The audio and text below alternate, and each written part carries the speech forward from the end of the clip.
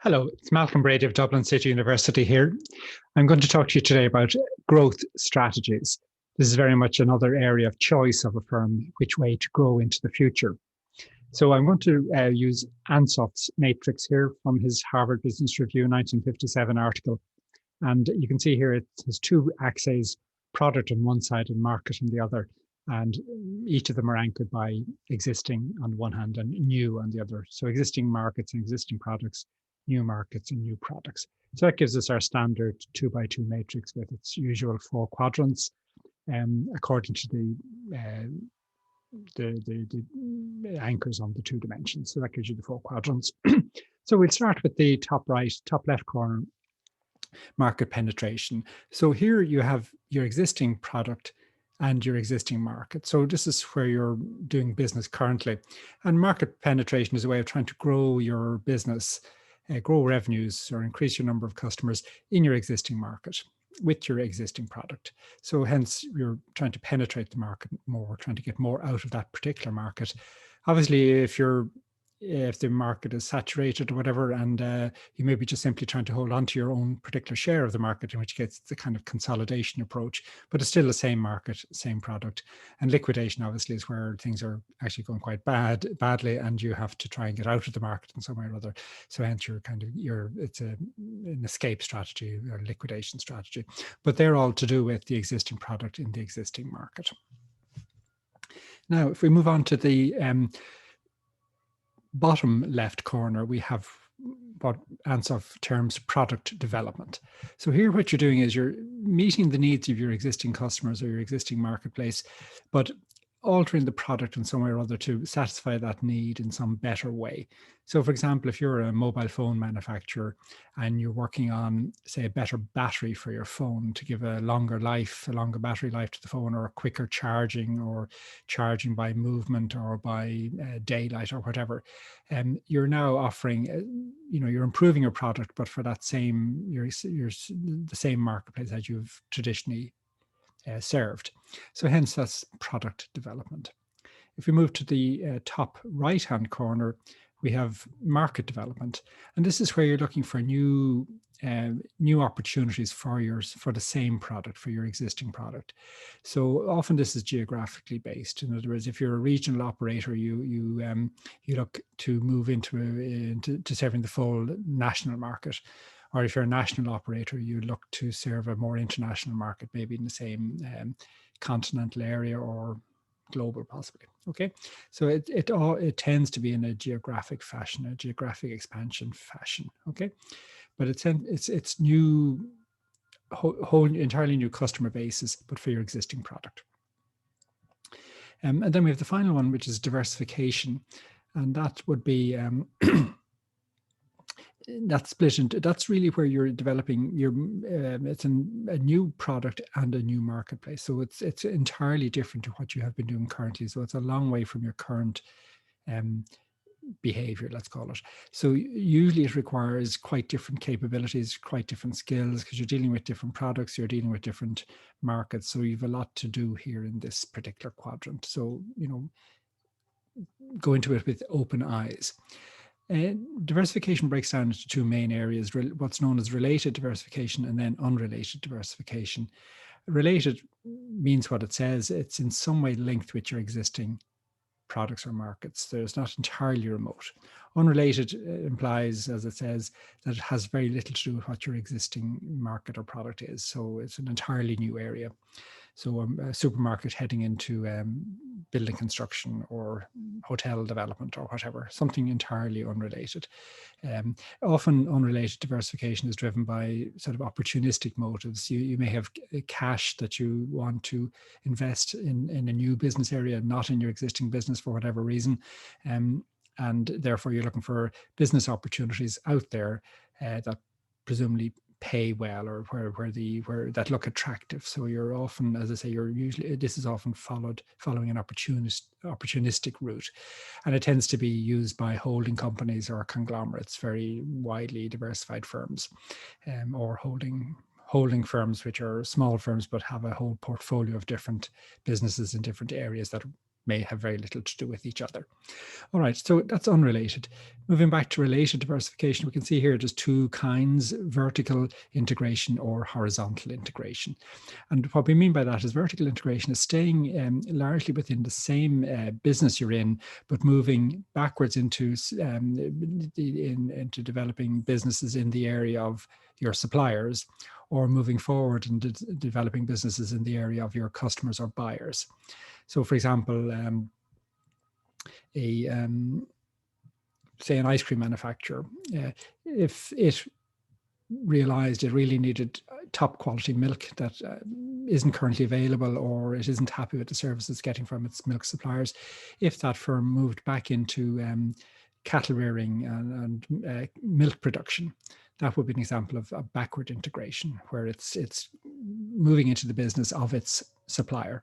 And I may do this for various reasons. As I mentioned there, it may be because it's not getting the quality it requires, or the consistency, or the service in some fashion or other. So to secure its supplier, to improve the quality of its supply, it may do this. There are other ways to do that, of course, as well, but that's one way. It could be because that's where much of the profit is being made, and the firm wants to actually grab some more of the profitability of the entire business. So, for example, a computer manufacturer integrating back into producing the chips for its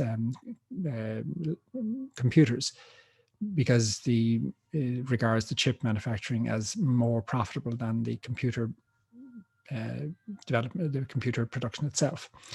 That could be a reason to backward integrate as well. Forward integration is similarly motivated. If you're not happy with the way your buyers are, say, selling your products, you might forward integrate and actually set up a selling outlet, as Apple did with its phones, for example. It set up its own phone outlets. So that would be an integration forward. Horizontal integration is where you're using capabilities of your firm, but not necessarily in the same industry as you're currently in. So, for an example, say a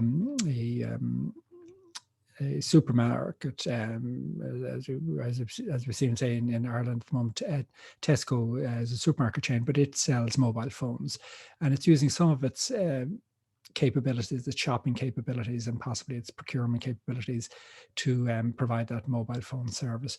But it's not related to its existing core business. So it's let's say integrated in some fashion, but loosely, and often at kind of corporate level, financing, HR, procurement, those kind of capabilities that are distributed over a new business area.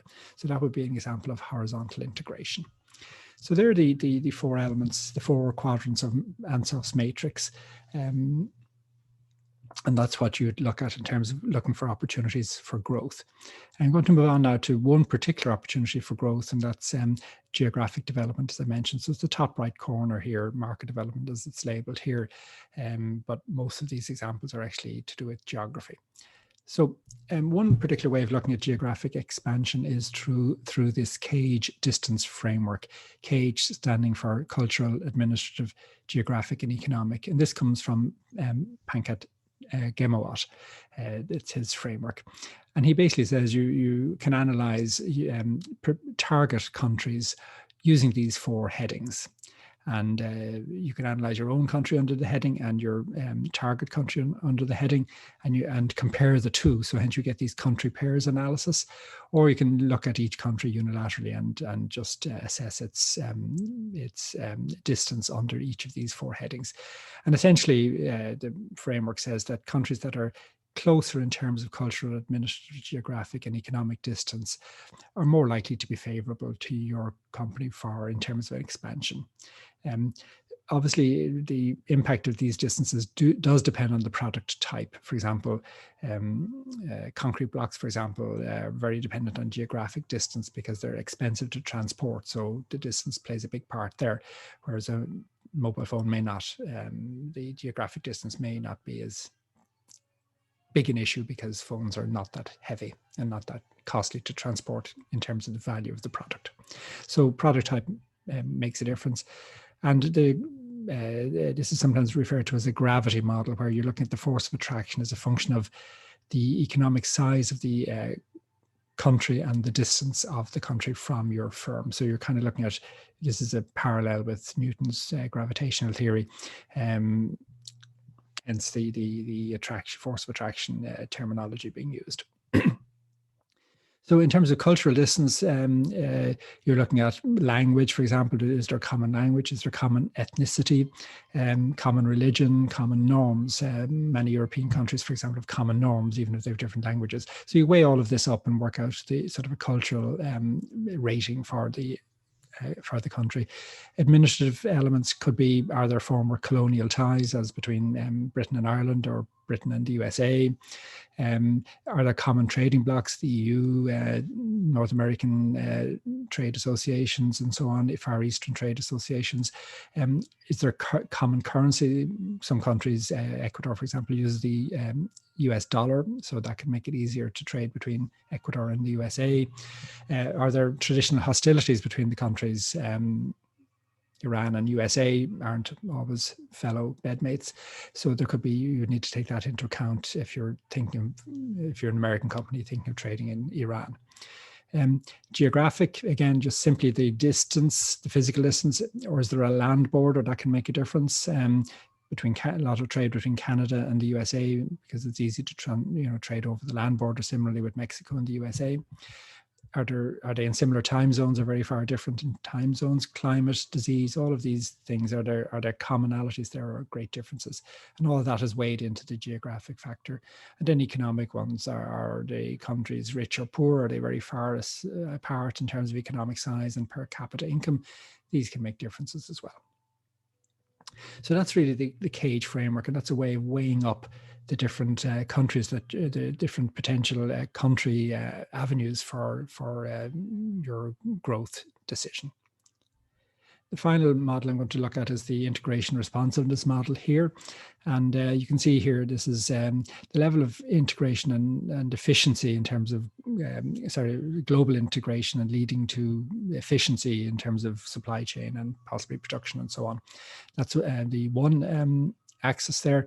And then responsive to local conditions, the amount that you need to respond to local conditions, or how local conditions are particular to the local environment and maybe very different to the home environment. You should have known this from your CAGE analysis. You should have been able to work this out already. So you know where you stand in this regard. These models, the four, again, 2 dimensions with 2 anchors, low and high, for each dimension, gives you our traditional 4 quadrants. And these are labeled global, transnational, multicultural, multi-country, and international. And essentially just taking each one in turn. Global obviously means you're a company that's aiming to create efficiencies because of this global use of global sourcing, for example, global, you may produce in certain countries because there are particular advantages for you to produce in that country. You may sell in other countries.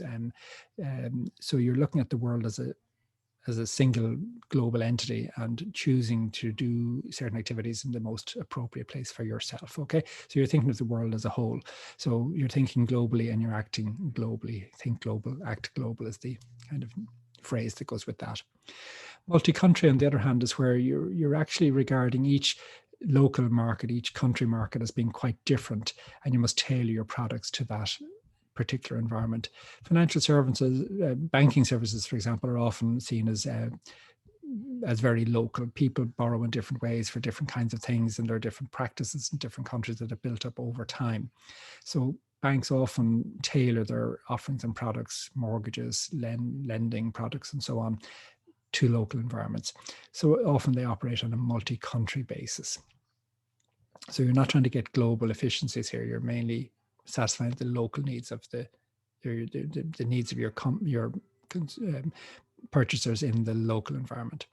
Transnational is trying to achieve both ends, trying to be thinking global where you can and acting locally where you can. I have a good example in a moment of a company an Irish company following a transnational strategy.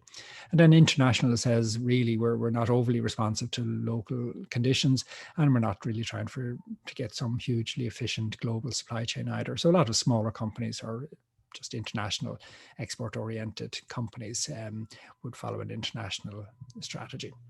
So the example now is Cement Roadstone Holdings, an Irish company in the aggregate and construction products industry, particularly stone and as I say, other forms of aggregate.